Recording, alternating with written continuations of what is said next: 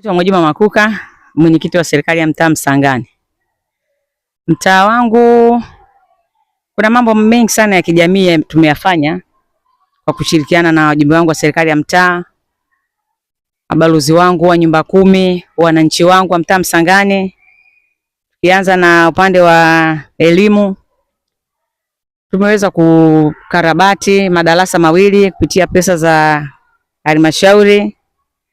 Lakini pia tumejenga sekondari kupitia pesa za serikali kuu. Kwa upande wa afya, tunayo zahanati ya mtaa ambayo inahudumia wananchi wa mtaa wa Msangani, Madina, Kidenge, na huduma zote zinapatikana. Mpaka sasa tumeshaweza kuletewa mashine ya ultrasound. Kwa hiyo wajawazito sasa hivi hawaendi kupima ultrasound kule Philbert Bayi au Nyumbu.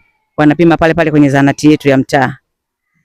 Lakini pia kwenye miundombinu tumeweza kuchonga barabara za mitaa kupitia pesa za halmashauri. Mkurugenzi ameweza kutoa kila kata milioni 30 kwa ajili ya kuchonga barabara za ndani, na hilo tumelifanya kwa 80% au 90%, kwa sababu sisi kwenye mtaa wetu barabara zote tumechonga. Lakini pia kwenye swala la umeme kwenye sekondari yetu hiyo mpya pia tumeweza kupeleka umeme. Sio muda mrefu umeme utawaka. Tunasubiri transformer kwa sababu wamesema ile transformer lilopo ni dogo, lazima tuletee kubwa ili tubadilishe pale. Lakini pia kwenye maji kadhalika, yako maeneo maji yanapatikana bila shida, lakini kwenye mafanikio hakukosi changamoto.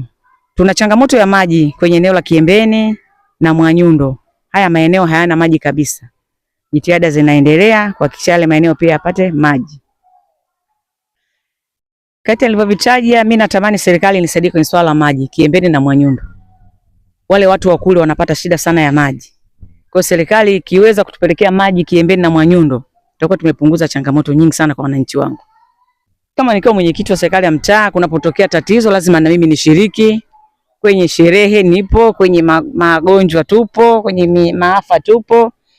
Tunashirikiana kwa kweli na wananchi wangu. La mwisho ni kuwaasa tu wananchi washerekee sikukuu kwa amani, wasijiingize kwenye makundi ya kihuni au ya maandamano nini. Mtu aende kwenye sikukuu na familia yake, akirudi akae nyumbani. Wasifanye vurugu.